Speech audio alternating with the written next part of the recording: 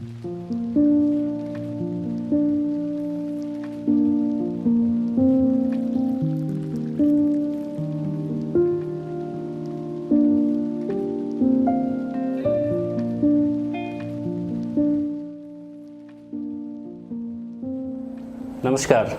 मैं डॉक्टर विमल पंडिता हूँ। मैं एक कैंसर विशेषज्ञ हूँ। आज हम कैंसर के बारे में कुछ जानकारी देंगे।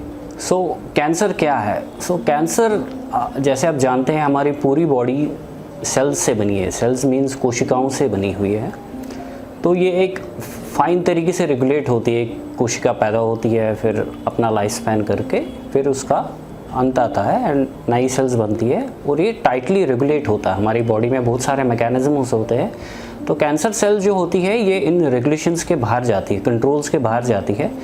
ये अनकंट्रोल ग्रोथ हो जाती है इसकी और ये बहुत ज़्यादा तेज़ी से सेल्स डिवाइड हो जाती है और एबनॉर्मल सेल मास बन जाता है जिसको हम ट्यूमर कहते हैं। उसके बाद क्या होता है, ये किसी भी टिश्यू में बन जाते हैं और उससे वो टिश्यू को भी ख़राब करते हैं और दूसरी जगह में भी फैल सकते हैं। तो बेसिकली ये चेंजेस आती क्यों है सेल्स में? तो हमारे हर सेल में एक डीएनए होता है। डीएनए के अंदर जीन्स होते हैं। कोई भी जीन जब एबनॉर्मल हो जाता है या म्यूटेट हो जाता है, उससे कुछ चेंजेस आती है। वो प्रोटीन में हो सकता है, कुछ एबनॉर्मलिटी आ जाती है जिसकी वजह से ये सेल, कैंसर सेल कंट्रोल के बाहर हो जाती है और फिर ये रैपिडली डिवाइड करनी पड़ती है और उससे कैंसर बन जाता है। अब ये जीन्स में चेंजेस क्यों आ सकते हैं? ये किसी भी इंसान में आ सकती है। ये या तो माँ के पेट के अंदर से ही है, दैट मीन्स हेरिडिटरी है, पहले से ही किसी जीन में प्रॉब्लम है जो आगे जाके फिर अपने आप को उबार के आ जाता है सामने, या अपने लाइफ टाइम के जीवन में किसी इंसान में कभी भी ये जेनेटिक चेंज आके ये एक नॉर्मल सेल को कैंसरस सेल में बना सकती है। अब ये एक वन ऑफ द रीज़न है और मेन रीज़न है जिसकी वजह से कैंसर बन जाता है। और इसकी वजह से कोई और बाकी रीज़न्स भी है जो मिल के एक कैंसर प्रोड्यूस कर सकते हैं। तो बहुत सारे लोग होते हैं जिनमें ये जेनेटिक चेंज होती है बट कैंसर डेवलप नहीं होता है। तो आगे जाके अगर सेम जीन पे एक और चेंज आ जाए तो उस टाइम ये कैंसर बन सकता है। ये बेसिक मैकेनिज़्म है साइंटिफिक तरीके से कि कैंसर कैसे बन जाता है। अब कैंसर किस किस को हो सकता है? तो ये पूरे नवजात बच्चे से लेके 90 ईयर 100 ईयर इंसान को भी हो सकता है कैंसर। किसी को भी हो सकता है, किसी की एज में हो सकता।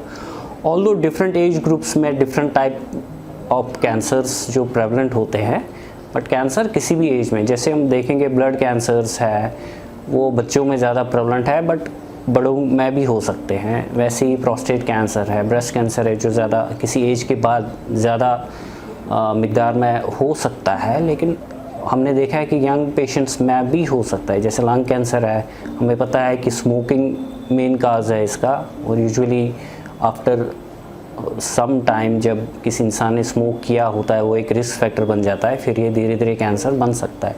बट हमने एट द सेम टाइम देखा है कि नॉन स्मोकर्स में भी कैंसर हो सकता है, यंग पेशेंट्स में भी कैंसर हो सकता है, सेम कैंसर। किसी भी एज में हो सकता है। अब कहाँ हो सकता है कैंसर? कैंसर बॉडी के किसी भी ऑर्गन, किसी भी टिश्यू में हो सकता है। इवन जहाँ से हमारा ग्लैंड से पसीना आता है, जिसको हम स्वेट ग्लैंड कहते हैं, उसमें भी कैंसर बन सकता है। स्किन में कैंसर बन सकता है। पूरे हेड से लेके टो तक किसी भी बॉडी पार्ट में कैंसर बन सकता है। अब ये है कि अब पर्टिकुलर साइट के कैंसर्स पर्टिकुलर एज में ज़्यादा फ्रीक्वेंसी में पाए जाते हैं, और कुछ कैंसर्स है जो किसी एज में नहीं पाए। जैसे प्रोस्टेट कैंसर है जो यूजुअली बड़ी एज का एक कैंसर है, तो ये छोटे बच्चों में नहीं देखा जाता है, ऑल्दो उनमें भी प्रोस्टेट ग्लैंड है बट उसमें नहीं होता। विद टाइम चेंजेस आती रहती है, उसके बाद ये कैंसर डेवलप होता है। तो सेम कुछ पर्टिकुलर बच्चों के कैंसर्स है, लाइक न्यूरोब्लास्टोमा है, या ब्रेन कैंसर है जो बड़ों में नहीं देखे जाते हैं, वो सिर्फ बच्चों में ही देखे जा सकते हैं।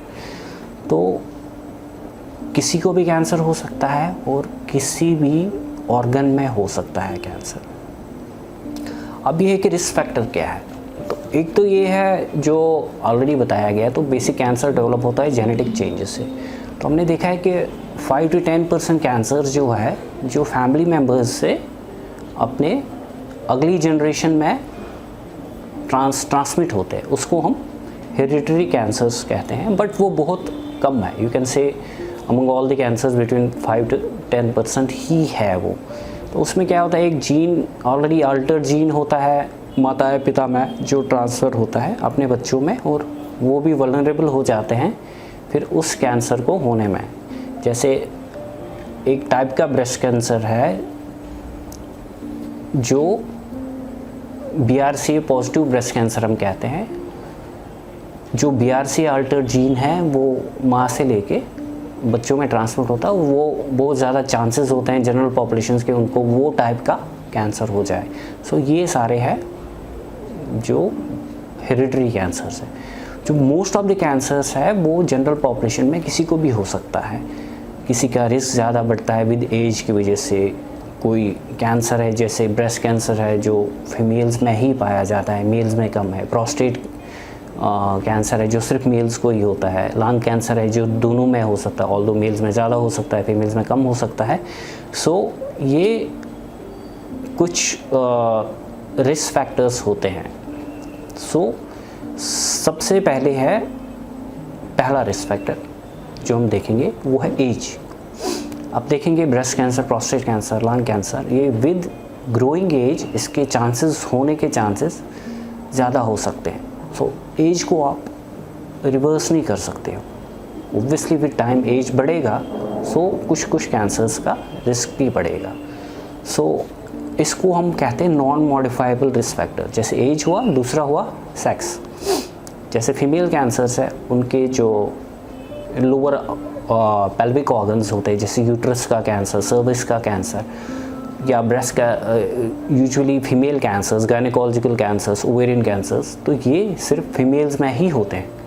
तो बिकॉज मेल्स में ये ऑर्गन्स है नहीं, so female sex becomes a risk factor. ये एक रिस्क फैक्टर बन जाता है एक फीमेल होना फीमेल कैंसर्स के लिए। सेम वे मेल्स है जैसे प्रोस्टेट का कैंसर है, टेस्टिकुलर कैंसर्स है, बिकॉज दीज ऑर्गन्स, ये सारे ऑर्गन्स सिर्फ मेल्स में है तो इसलिए सिर्फ मेल्स को ही होगा। सो दिस अगेन बिकम्स ये एक नॉन मॉडिफाइबल रिस्क फैक्टर है, जैसे एज है, सेक्स है।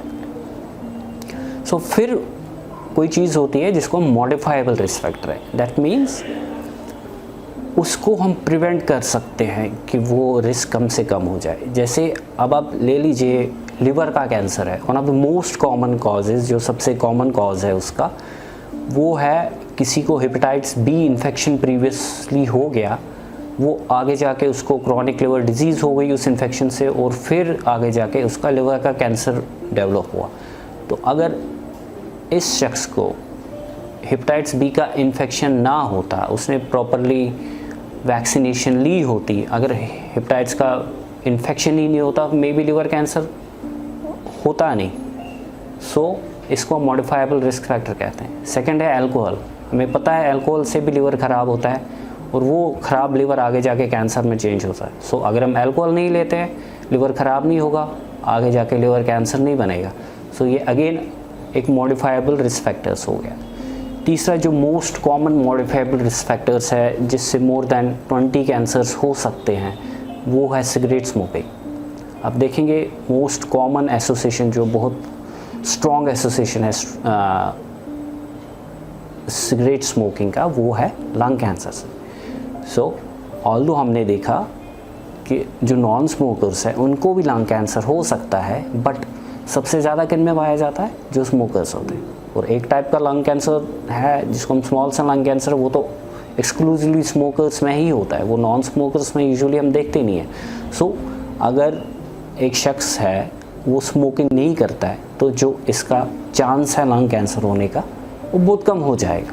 So again this is a strong modifiable risk factor. ऐसे ही हम देखते हैं कोई और वायरसेस है, HPV वायरस है जिससे सर्वाइकल कैंसर होता है, सो हमारे पास HPV वैक्सीनेशन है। अगर वैक्सीनेशन होगा, इन्फेक्शन नहीं होगा, तो सर्वाइकल कैंसर की इंसिडेंस कम होगी। सो ऐसे ही कुछ और वायरसेस है जिनसे कुछ कैंसर्स का एसोसिएशन है। So these are all modifiable risk factors.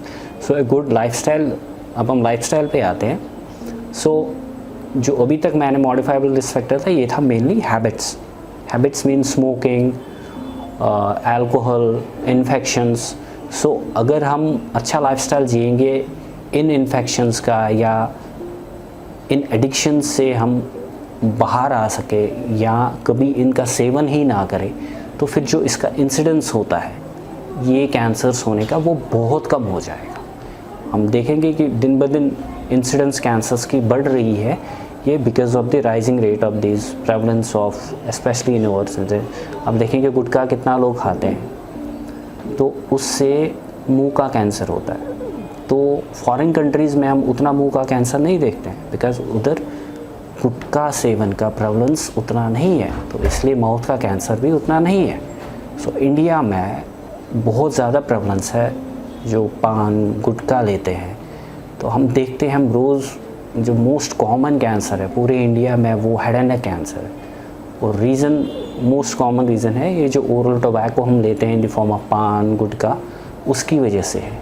सो ये अगेन एक मॉडिफाइबल रिस्क फैक्टर है जिसको, जो प्रिवेंटेबल कैंसर है, हेड एंड नेक कैंसर्स की इंसिडेंस बहुत कम हो जाएगी अगर गवर्नमेंट लेवल्स पे ऐसी पॉलिसीज़ बनाई जाए कि गुटखा बैन हो जाए, स्मोकिंग बैन हो जाए। तो आप देखेंगे विद टाइम ऐसे हेड एंड नेक कैंसर्स का, लंग कैंसर्स का प्रेवलेंस बहुत कम हो जाएगा। तीसरा one of the risk factors जो स्पेशली हम देखेंगे पंजाब के कुछ इलाकों में प्रेवलेंट है, वो है contamination of water and excessive use of fertilisers जिसमें केमिकल्स होते हैं।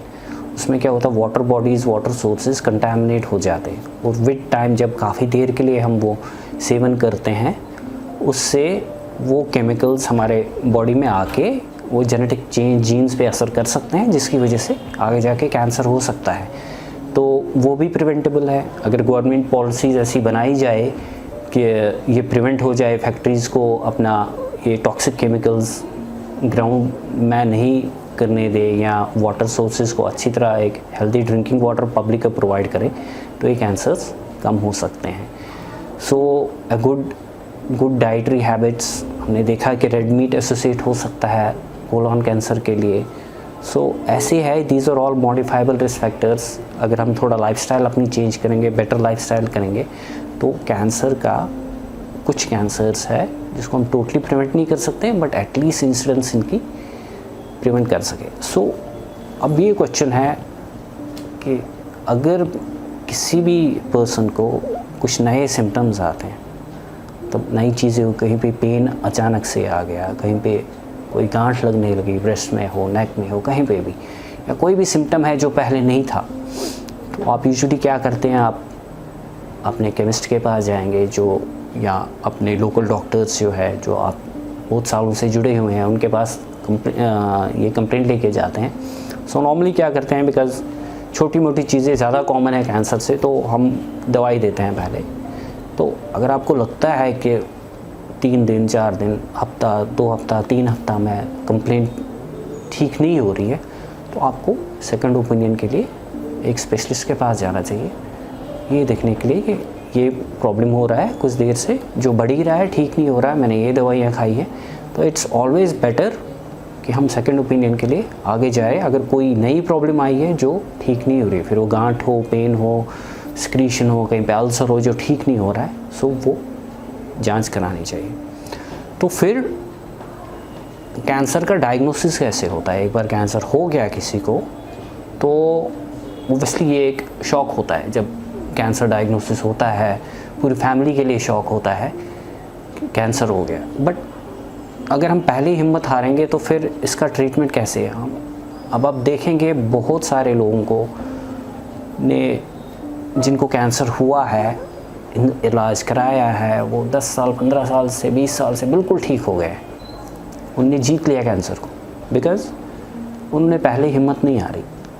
ऐसे डॉक्टर के पास गए, उन्हें डायग्नोज किया, कैंसर हुआ, जो उनकी एडवाइस थी उसके हिसाब से ट्रीटमेंट ले लिया, ठीक हो गए, जीत लिया। किसी किसी का ठीक नहीं होता है, बट एटलीस्ट हम हर किसी कैंसर के साथ लड़ सकते हैं। तो फिर डायग्नोसिस कैसा होता है, बहुत सारी जांचें हैं। वन ऑफ द उसमें मेन चीज़ होता है जो बायोप्सी होता है। अब बायोप्सी क्यों इम्पोर्टेंट है? सपोज़ हमने एक्सरे किया, सीटी स्कैन किया, कोई भी स्कैन किया, हमें लगा कि कहीं पे लग रहा है कि ट्यूमर है। अब ये ट्यूमर एक ही, जैसे हम ब्रेस्ट कैंसर ले लें, ब्रेस्ट कैंसर एक ही ट्यूमर नहीं है, उसके 5-6 सब टाइप्स है। हर किसी सब टाइप का डिफरेंट ट्रीटमेंट है।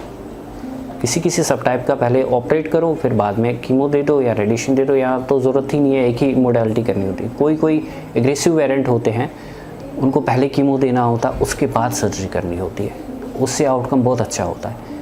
तो ये हमें पता कैसे चलेगा? जब भी हम बायोप्सी करेंगे, उसमें कैंसर एक तो कंफर्म होगा, फिर हमें वो बताएंगे कौन सा सब टाइप है, और उससे हमें पता चलेगा हमें पहले कैसे इसका ट्रीटमेंट करना है, बाद में कैसे ट्रीटमेंट करना है। तो बायोप्सी बहुत एसेंशियल है। ये कॉमन लोगों में बहुत धारणा है कि बायोप्सी नहीं करनी चाहिए, इससे कैंसर फैलता है या कुछ और हो जाएगा। ये बिल्कुल गलत धारणा है। आपको ये समझना चाहिए, बायोप्सी नहीं करेंगे कैंसर बढ़ेगा, इसको डिले करेंगे। और ऑन्कोलॉजिस्ट आपको प्रॉपर ट्रीट कर ही नहीं सकते हैं जब उनको पता नहीं होगा कि प्रॉपर कैंसर कौन है और कौन सा सब टाइप है। जब भी उनको पता होगा तभी आपका सही तरीके से ट्रीटमेंट हो सकता है। कभी उसका आउटकम, तभी कैंसर को जीत के आउटकम अच्छा होगा जब भी हम राइट तरीके से ट्रीट करेंगे। तो बायोप्सी बहुत एसेंशियल है, एक तो कैंसर कंफर्म करने के लिए और उसका सब टाइप जाने के लिए। उसमें अभी तो अब मॉलिक्यूलर टेस्ट भी आ गए हैं, उससे भी हमें पता चलेगा कौन सा मॉलिक्यूलर अल्ट्रेशन। जैसे पहले हर किसी लंग कैंसर को हम कीमोथेरेपी देते थे, एक ही टाइप का या 2 टाइप का कीमोथेरेपी होता था, क्योंकि उस टाइम मॉलिक्यूलर ऑन्कोलॉजी उतना मॉलिक्यूलर टेस्ट होते नहीं थे। अब हमें पता है अगर मॉलिक्यूलर टेस्ट में एक मॉलिक्यूलर अल्ट्रेशन आई, हम इसको टैबलेट से भी ट्रीट कर सकते हैं सेम स्टेज 4 कैंसर को, जो कीमोथेरेपी से भी अच्छा करेगा। बट उसके लिए बायोप्सी करनी है, मॉलिक्यूलर टेस्ट करने हैं, तभी हमें पता चलेगा कि हमें कौन सा दवाई देना है, कीमो देना है, टैबलेट देना है, क्या करना है। टारगेटेड ड्रग देना है, वो बायोप्सी से ही होगा। सो अदर जो मोडालिटीज़ है बायोप्सी के अलावा, उसमें रेडियोलॉजी आती है, जिसमें सीटी स्कैन है, एक्सरेज है, एमआरआई है, पेट स्कैन है। ये हर किसी में नहीं होता है, पेशेंट टू पेशेंट डिपेंड करता है किस पेशेंट में कौन सा जांच करना है। उसके सारे प्रोटोकॉल्स होते हैं कि ये जांच करनी है, ये नहीं करनी है, तो वो उसके हिसाब से करनी होती है। वो हर किसी को हर कोई टेस्ट नहीं होता है। तो ये हो गया एक तो जांच जिसको हम डायग्नोसिस करते हैं, और स्टेजिंग जो यूजुअली रेडियोलॉजी से, सीटी स्कैन से होता है, पेट स्कैन से होता है।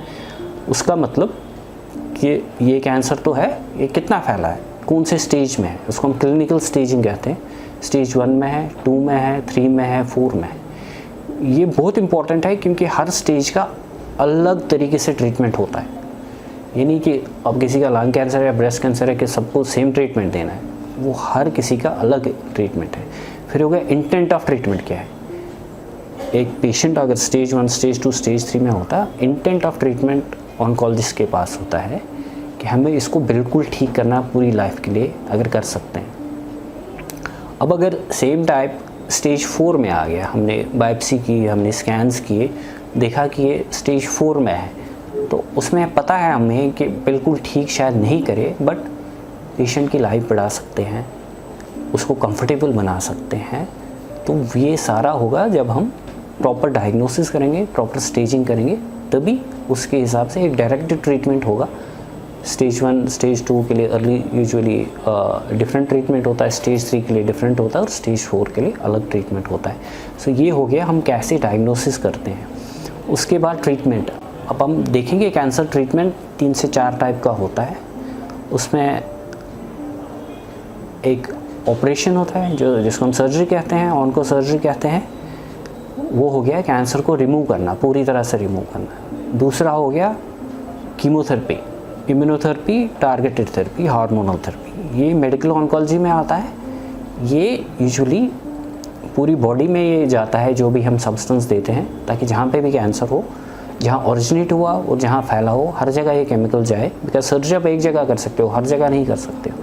तो ये मेडिकल ऑन्कोलॉजी का रोल है कि ये हर जगह जाता है, इंक्लूडिंग जहाँ पे कैंसर था वहाँ पे भी जाता है। सो जहाँ जहाँ पे कैंसर के सेल्स फैले हैं वहाँ पे इसको टैकल कर लेना। तीसरा हो गया रेडिएशन ऑन्कोलॉजी। रेडिएशन ऑन्कोलॉजी आपको जैसे कैंसर सर्जरी हो गई, उसके बाद वापस आने का रिस्क होता है, तो उस रिस्क को कम करने के लिए हम रेडियोथेरेपी देते हैं। या कभी कभी कैंसर ऐसे फैला होता है, बहुत ट्रबल कॉज करता है, पेन कॉज करता है, उसको पैलिएटिव रेडियोथेरेपी कहते हैं उस सिम्टम्स को कम करने के लिए। सो ये है तीसरा मोडेलिटी। तो अब किस पेशेंट में, हर किसी पेशेंट में तीनों मोडेलिटीज़ नहीं लगती। किसी किसी का ऐसे अगर अर्ली स्टेज पे इतना पहले कैंसर डिटेक्ट हुआ कि उनको सिर्फ सर्जरी की ज़रूरत पड़ी, कोई रेडिएशन नहीं देना है, कोई कीमोथेरेपी नहीं देना। बट किसी किसी पेशेंट को ऐसे ज़रूरत पड़ती है कि उसको सर्जरी भी ज़रूरत है, कीमोथेरेपी भी ज़रूरत है और रेडिएशन थेरेपी भी ज़रूरत है, बिकॉज एम है कि इसको पूरी लाइफ के लिए ख़त्म करना, राइट। तो यूजुअली तीनों ज़रूरत पड़ भी सकती है, एक पड़ सकती है, दोनों की ज़रूरत पड़ सकती है। ये डिपेंड होता है कि कौन सा रिस्क का कैंसर है, कौन सा साइड का कैंसर है और कौन से स्टेज में कैंसर है, उसको डिटरमिन करके। दैट्स वाई ये स्टेप वाइज प्रोसेस है। इसमें इनिशियली कुछ दिन लगते हैं क्योंकि हम करेक्ट डायग्नोसिस और करेक्ट स्टेजिंग बताएं और फिर ट्रीटमेंट प्लान एक फॉर्मुलेट करें कि इस पेशेंट को कौन कौन सा लगना है, सर्जरी होनी है, कीमो लगना है या रेडिएशन लगना है, और पहले क्या लगना है, ये भी इम्पोर्टेंट है। पहले सर्जरी करनी है या पहले डिबल्किंग करनी है, कीमो से छोटा करना है, टारगेटेड ड्रग से छोटा करना है, और उसके बाद सर्जरी करनी है, और रेडिएशन देनी है नहीं देनी है। ये सब एक पर्टिकुलर पेशेंट को हम फॉर्मुलेट करते हैं। सो दैट्स वाई आजकल हम इसको पर्सनलाइज मेडिसिन कहते हैं। बिकॉज अगर हम देखेंगे 10 साल 20 साल पहले एक स्टेज 4 लंग कैंसर 10 पेशेंट लेंगे, 10 के 10 सेम था, बिकॉज ट्रीटमेंट सेम था सबके लिए। अगर हम अब देखोगे इस टाइम के लिए लंग कैंसर जो 10 स्टेज 4 कैंसर के आते हैं, आप देखोगे 10 में से ऑलमोस्ट 9 का ट्रीटमेंट डिफरेंट तरीके से होता है। वो सेम ट्रीटमेंट सबका नहीं होता है, बिकॉज जो एडवांसेस हुए हैं ऑन्कोलॉजी में उसकी वजह से एक पर्सनलाइज मेडिसिन हुआ। पर्सनलाइज मेडिसिन की वजह से हर किसी पेशेंट को डिफरेंट तरीका ट्रीटमेंट मिलता है, डिफरेंट सीक्वेंस में ट्रीटमेंट मिलता है। उससे क्या होगा, आप देखेंगे लास्ट 1 और 2 डिकेड्स में पेशेंट का आउटकम बेटर हुआ है, because better diagnostics, better treatments, development of targeted drugs, immunotherapy. आप देखेंगे सेम 10 पेशेंट्स का जो आउटकम 10 या 15 साल पहले था, आज उनका आउटकम बहुत बेटर है। सो दिस इज़ कैसे डायग्नोसिस होता है कैंसर और फिर कैसे ट्रीटमेंट फॉर्मुलेट होता है। तो हर किसी का ट्रीटमेंट इंडिविजुअलाइज कर लेते हैं, उसको इंडिविजुअल ट्रीटमेंट मिलता है। ऑन्कोलॉजिस्ट वर्क करते हैं कि किस पेशेंट को कैसे हो। तो उसके लिए जॉइंट क्लिनिक्स हो सकते हैं जिसमें सारी स्पेशलिटीज़ के लोग होते हैं। एक पेशेंट का केस डिस्कस होता है, उसमें फॉर्मुलेट होता है कि इस पेशेंट को ये ट्रीटमेंट, उसके पेशेंट के सबसे बेस्ट इंटरेस्ट होता है पेशेंट का, उनका सबसे बेस्ट आउटकम किस ट्रीटमेंट से आएगा, तो वो ट्रीटमेंट उसके लिए सही रहेगा, कितना टॉलरेट करेगा, तो वो ट्रीटमेंट उसके लिए हो जाता है। उसको हम पर्सनलाइज ट्रीटमेंट कहते हैं। तो अब क्वेश्चन कि हमने कॉन्कर कर लिया है कैंसर को, हम बोल सकते हैं कि वर्क इन प्रोग्रेस है। हमने बहुत प्रोग्रेस किया है लास्ट 1 और 2 डिकेड्स में आउटकम मानेंगे, बट स्टिल जो एडवांस कैंसर्स है उनको हमने कॉन्कर नहीं किया। हम पेशेंट को बेटर कर सकते हैं, उनकी लाइफ बढ़ा सकते हैं, लेकिन बिल्कुल ठीक शायद अभी नहीं कर सकते हैं। But at the same time तो सेम पेशेंट्स अगर अर्ली स्टेज में आते हैं, जैसे स्टेज 1, स्टेज 2, स्टेज 3, हमने ऑलरेडी कॉन्कर कैंसर कर लिया है। उनमें से बहुत सारे परसेंटेज ऑफ पेशेंट्स जो बिल्कुल ठीक हो गए, कैंसर से लड़ गया, कैंसर ख़त्म हो गया।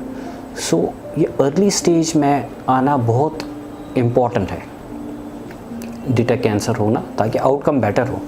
तो उसके लिए क्या है, उसके लिए जो मैंने ऑलरेडी डिस्कस किया, जब भी आपको कुछ प्रॉब्लम लगती है तो शाय नहीं होना है, उसको इग्नोर नहीं करना है, दूसरे के डर से उसको छुपाना नहीं है, अपने डॉक्टर के पास जाना है, नहीं ठीक होना है किसी और स्पेशलिस्ट के पास जाना है, जब तक वो डिटेक्ट हो जाए। अर्ली स्टेज में डिटेक्ट होगा, आउटकम बेटर है। That is one of. फिर हुए स्क्रीनिंग मेथड, जैसे महिलाएं हैं, मोस्ट कॉमन कैंसर जो महिलाओं में है वो ब्रेस्ट कैंसर है।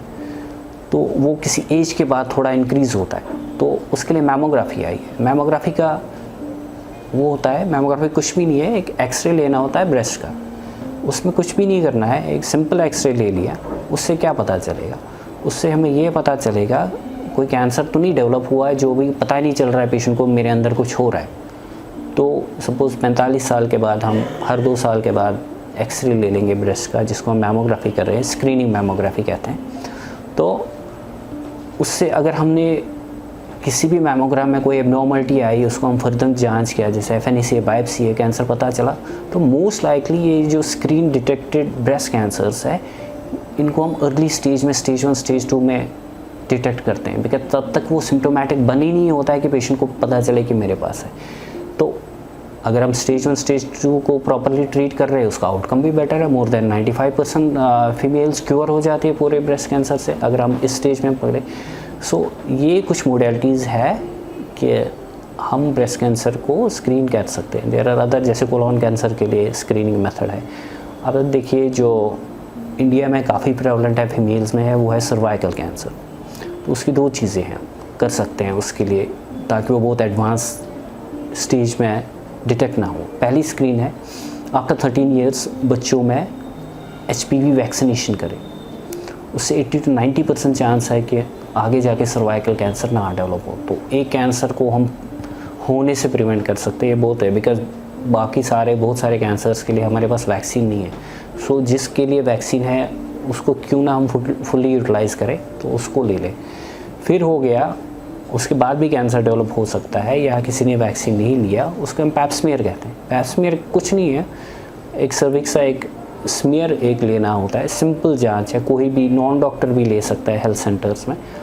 उससे हम सर्वाइकल कैंसर को बहुत अर्ली स्टेज में डिटेक्ट कर सकते हैं। Early stage detection again means better outcomes, तो वो कर सकते हैं screening. So these are screening methods.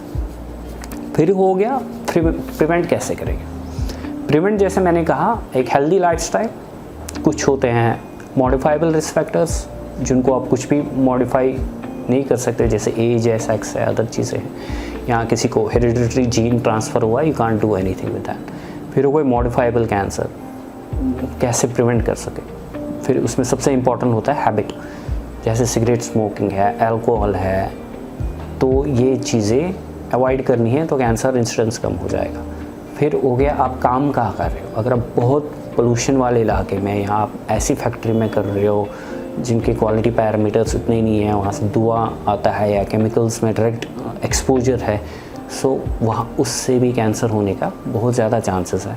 सो उसको प्रिवेंट कर सकते हैं, एक बेटर लाइफस्टाइल जी सकते हैं, मतलब बेटर एनवायरनमेंट में फूड हैबिट्स चेंज कर सकते हैं। So these are all prevention है। सो साथियों, ये था basically just to give an overview कि कैंसर कैसे होता है, कैसे जांच करते हैं, कैसे ट्रीटमेंट होता है इसका। तो नेक्स्ट टॉपिक हम कवर करेंगे, हम इंडिविजुअल कैंसर्स लेंगे, जैसे लंग कैंसर भी है, सब कुछ उसके बारे में बताया। नेक्स्ट में ब्रेस्ट कैंसर ले लिया। ऐसे हम ट्राई करेंगे कि सारे कैंसर्स करें, ताकि आपको ये पता चले कि अगर कुछ भी डिटेक्ट होता है या कोई भी डायग्नोज करता है तो हमें नेक्स्ट क्या करना चाहिए। बिकॉज बहुत सारे पेशेंट में ऐसे धारणा है कैंसर हो गया ट्रीटमेंट नहीं है, स्टेज 4 हो गया ट्रीटमेंट करना फजूल है। सो ऐसा कुछ भी नहीं है। तो इसलिए हम एक इंडिविजुअल कैंसर्स ले लेंगे इसके बाद, जिसके बारे में हम बड़ी